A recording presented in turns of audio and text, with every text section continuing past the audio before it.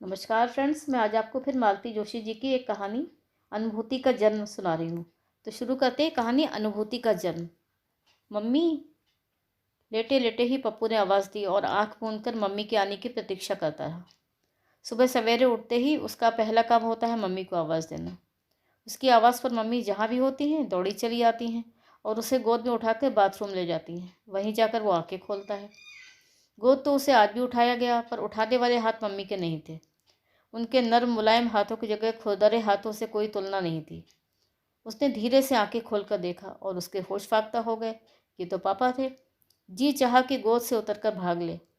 उसकी गोदी चढ़ने की आदत पर सबसे ज़्यादा एतराज़ पापा को ही है। वे दिन भर मम्मी को डांटते रहते हैं, पर वो उतर भी न सका।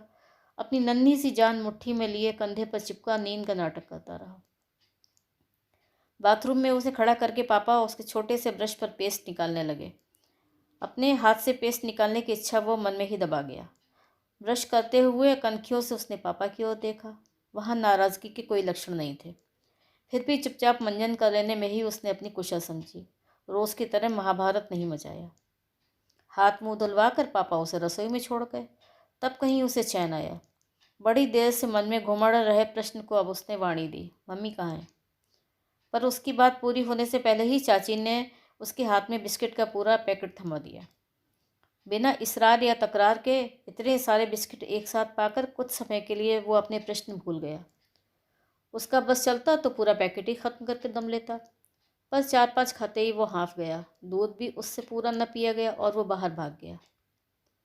कुछ देर आंगन में चिड़ियों के साथ पकड़ पाटी खेलता रहा। वो फिर उसे अचानक याद आ गई, मम्मी, चाची मम्मी कहाँ हैं? पर उसकी बात का उत्तर दिया दादाजी ने। वे पूजा घर से उसे बुला रहे थे। वो दौड़ा दौड़ा पूजा घर की ओर गया और देहरी के उस पार खड़े ठाकुर जी के भोग की प्रतीक्षा करने लगा। अंदर आ जाओ बेटा, मैं अभी नहाया कहाँ हूँ दादाजी। कोई बात नहीं, बच्चे तो भगवान का रूप होते हैं, सदा पवित्र ही रहते हैं। उसने डरते डरते भीतर पाँव दिया। दादाजी ने खींचकर उसे गोदी में बिठा लिया। वहाँ बैठा हुआ वो मुग्ध भाव से पूजा की विधि देखता रहा। ठाकुर जी लोगों का स्नान हो रहा था। दादाजी ने सबको तांबे एक बड़े से थाल में बिठा लिया था और अजीब सी गुनगुन आवाज़ में मंत्र पढ़ते हुए वे उन्हें नहला रहे थे। पूजा घर की इस अद्भुत दुनिया का पप्पू के लिए बड़ा आकर्षण रहा है। लंगड़े कृष्ण कन्हैया, लंबी सूंड वाले गणेश जी, आलती पालती मारे हुए शंकर जी, हाथ जोड़कर खड़े हुए हनुमान जी, ये लोग पास से देखने पर इतने मज़ेदार लग रहे थे। रोज़ तो दादाजी फूलों से उन्हें इतना ढक देते हैं कि ठीक से कुछ पता ही नहीं चलता। वो सोच रहा था, काश मैं नहाया होता तो गणेश जी की तोंद पर हाथ फेर कर देखता, कन्हैया जी के हाथ का लड्डू और शिव जी के सिर पर छाया करने वाला सांप, ये दोनों असली हैं या नकली, इसका भी पता करता। नहाने के बाद ठाकुर जी लोग अपने सिंहासन पर जा बैठे। दादाजी ने उन्हें फिर फूलों से ढक दिया और फिर आरती लेकर खड़े हो गए। पप्पू नहाया नहीं था, फिर भी उसे घंटी बजाने का काम मिल गया। वो तन्मय होकर ज़ोर ज़ोर से घंटी बजाने लगा। दादाजी एकदम खुश हो गए। आरती के बाद उन्होंने इतना सारा प्रसाद उसके नन्हे हाथों में रख दिया। प्रसाद मिला और उसे एकदम आंखें मूंद कर दंडवत प्रणाम करने लगे। वो वहाँ से भाग लिया और सीधे किचन में जा पहुँचा। मम्मी कहाँ है चाची? पर चाची ने जैसे सुना ही नहीं। एकदम चौंक कर बोली, हाय राम, 9 बज गए और अभी मेरी सब्जी भी नहीं बनी है। पप्पू बेटे, आज तुम अपने आप नहा लोगे? पप्पू को भला क्या एतराज़ होता, उसे तो खुद शौक है अपने आप से नहाने का, पर कभी मौका ही नहीं मिलता। मम्मी, दादी, चाची, कोई ना कोई साथ लग ही जाता है और इतना मलमल कर नहलाती हैं ये लोग कि उसकी तो रुलाई ही छूट जाती है। चाची ने अलमारी से नया साबुन निकाला था, उसे पप्पू के हाथ में देते हुए बोली, ज़रा खोलना तो बेटे, मुझसे खुल ही नहीं रहा है। पप्पू को हंसी आ गई। इतनी बड़ी हो गई है चाची और इतना सा काम भी नहीं आता।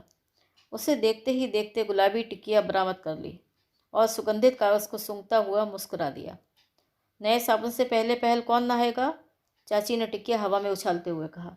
मैं, उसने कहा और लपक कर साबुन ले लिया और तीर की तरह बाथरूम में घुस गया। चाची गर्म पानी की बाल्टी लेकर आई, तब तक वो ठंडी पानी से ही ढेर सारा झाग बना चुका था। 1-2 छींटे उड़कर आँख में भी गए, पर वो बड़ी हिम्मत से उस चिनचिनाहट को पी गया, क्योंकि वो जानता था कि ज़रा भी रोया नहीं कि चाची ने हाथ से लोटा छीन कर नहलाना शुरू कर दिया। वो कहीं गई थोड़ी ही थी, हाथ में तौलिया लिए हुए दरवाजे पर ही तो खड़ी थी।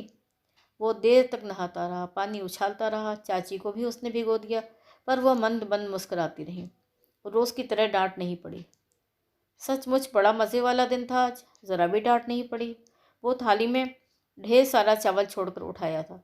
उसने चाचा के पैन से तस्वीर वाली आंटी की मूछें बना दी थी। वो गंदे पाँव लेकर सोफे पे वही चढ़ गया था। साइकिल का पेडल घुमा घुमा कर उसने चेन उतार दी थी, पर किसी ने एक बार भी उसे नहीं डांटा, ज़रा भी कुछ नहीं कहा। और तो और दादाजी ने अपना चश्मा भी उसे दे दिया था। उसे लगाकर वो बड़ी देर तक रामायण पढ़ने का नाटक करता रहा। फिर वहीं तख्त पर बैठे बैठे उसे नींद आ गई। वो सोकर उठा तब तक शायद 4 बज रहे थे, क्योंकि किचन से कप प्लेटों की आवाज़ सुनाई दे रही थी। और एक आवाज़ भी सुनाई दे रही थी जो उसने सुबह से नहीं सुनी थी। ये दादी की आवाज़ थी, जो शायद कपूर आंटी से बात कर रही थी। वो दौड़कर उनसे लिपट गया। तुम इतनी देर से कहाँ थी दादी? दादी उसे थपकियाती हुई आंटी से बात करती रही। आंटी कह रही थी, चलिए माँ जी, बहू तो आपकी लाइन पर ही चल रही है। आपके भी 2 लड़के हैं और उसके भी 2 लड़के हो गए। हाँ बिटिया, सब ऊपर वाले की मर्जी है। हमें तो यही खुशी है कि सब ठीक से हो गया। वैसे इस बार लड़की भी होती तो कोई दुख नहीं था। लड़का हो गया ये और भी अच्छा है। किसके लड़का हुआ है दादी? पप्पू ने पूछा। तेरी मम्मी को, दादी ने कहा और उसे बेमतलब उठाकर चूम लिया। उसे तो एकदम रुलाई सी छूटने लगी। ठुनकता हुआ बोला, मम्मी कहाँ है दादी? हम मम्मी के पास जाएंगे। चाचा उसी समय दफ्तर से लौटे थे। दरवाजे से ही आवाज़ देकर बोले, मम्मी के पास जाना है तो फटाफट तैयार हो जाओ, अभी चाय पीकर चलते हैं। जाने के हुलास में उसने चुपचाप हाथ मुंह धुलवा लिए, कपड़े बदलवा लिए, ज़रा भी नानुकुर नहीं की। तैयार होकर जब चाचा के साथ स्कूटर पर रवाना हुआ तो मन में यही लग रहा था कि काश अपने पास हवाई जहाज़ होता तो उड़कर मम्मी के पास पहुंच जाता। अस्पताल की ऊंची सफ़ेद इमारत दूर से दिखाई दे रही थी। उसे देखते ही उसका दिल बैठने सा लगा। सारा उत्साह एकदम उतर गया। मम्मी से मिलने की इच्छा से ही वो चुप बैठा रहा, नहीं तो चाचा से लौट के चलने के लिए कहता। उसे अस्पताल आना कभी अच्छा नहीं लगा। कैसी तो गंध आती रहती है। सब लोग कैसे पुतलों की तरह गुमसुम घूमते रहते हैं। सफ़ेद कपड़ों में लिपटे डॉक्टर और नर्सों को देखकर तो उसे दहशत सी होती है। पर मम्मी थी ना यहाँ, सो आना ही पड़ा। उसने तो सोचा था कि वो दौड़ कर मम्मी से लिपट जाएगा, खूब लड़ेगा कि सुबह से उसे छोड़कर क्यों चली गई थी, वो दिन भर कितना परेशान रहा है। पर सफ़ेद झक बिस्तर पर लाल कंबल ओढ़े लेटी मम्मी को देखकर वो सहम गया। लगा जैसे चाचा उसे किसी और के कमरे में ले आए हैं। उसे देखकर मम्मी धीरे से मुस्कुराई और पप्पू का आत्मविश्वास भी धीरे धीरे लौटने लगा। मम्मी ने हाथ बढ़ाया तो वो खिंचा चला आया। मम्मी ने उसका माथा हौले से चूम लिया और दोनों की ही आंखें डबडबा आईं। तब तक चाचा ने थर्मस खोल लिया था। वे छोटे से गिलास में उड़ेलकर मम्मी को चाय पिला रहे थे और मम्मी धीमी आवाज़ में उनसे बातें करती रहीं। वो बिस्तर पर गुमसुम बैठा बीमार सी मम्मी को देखता रहा। सहसा उसे याद आया, मम्मी तुम्हारा लड़का कहाँ है? चल बदतमीज़, चाचा ने हौले से उसे चपत लगाते हुए कहा, ऐसे बोला जाता है? उसे उठाकर वे छोटे से झूले के पास ले गए। उसने झाँक कर देखा, झूले में बड़ी सी लाल लाल गुड़िया हो जैसे। मैं हाथ लगा लूँ? चाचा ने उसे उतार दिया। उसने सहमे हाथों से गुड्डे के गालों को छुआ, बालों को छुआ। सब कुछ इतना नरम, इतना मुलायम था कि हाथ फिसल फिसल पड़ते थे। अच्छा पप्पू बताओ, ये तुम्हारा कौन है? चाचा ने पूछा तो वो टुकुर टुकुर उसकी ओर देखता रह गया।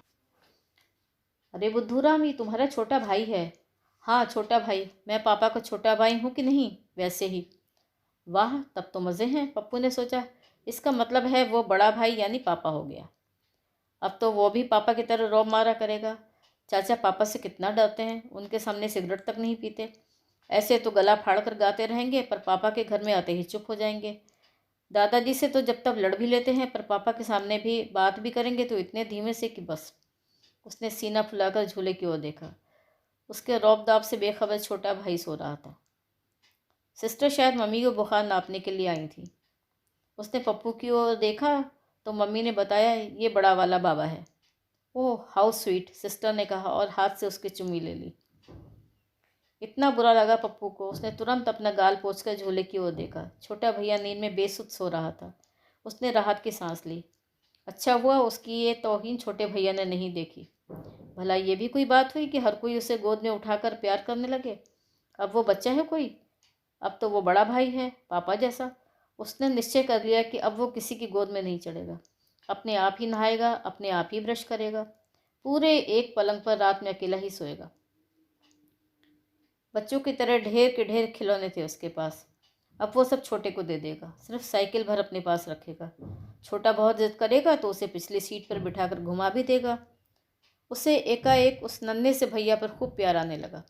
उसने धीरे धीरे उसके शरीर पर हाथ फेरना शुरू किया। नन्हा कुनमुनाया। उसने अजीब अजीब शक्लें बनाना शुरू कर दी। सिस्टर ने एकदम टोका, श्श, हाथ नहीं लगाते, बाबा जग जाएगा। उसने सहम कर हाथ खींच लिया। इतनी खींच हुई उसे, ये अस्पताल वाले तो उसे जी भर का प्यार भी नहीं करने देंगे। वो मम्मी के पास जाकर मुंह फुलाकर बोला, मम्मी भैया को लेकर घर कब आ चलोगी? 4-5 दिन में चलेंगे बेटा, भैया अभी बहुत छोटा है ना। मम्मी ने उसके सर पर हाथ फेरते हुए कहा, तुम रोज़ शाम को मेरे पास आया करना, कभी चाचा के साथ कभी पापा के साथ। और देखो बेटे, घर पर राजा बने रहना, दादी का कहना मानना, चाची को तंग मत करना। कहते कहते मम्मी का गला भर आया। पप्पू की छाती में भी जाने कैसे कैसे होने लगा। उसे डर हुआ कि वो यहीं छोटे भैया के सामने रो पड़ेगा। उसने अपने दोनों हाथों से अपना चेहरा छुपाया और दौड़कर कमरे से बाहर हो गया। तो ये थी आज की कहानी, अनुभूति का जन्म। कहानी सुनने के लिए आप सबका बहुत बहुत धन्यवाद।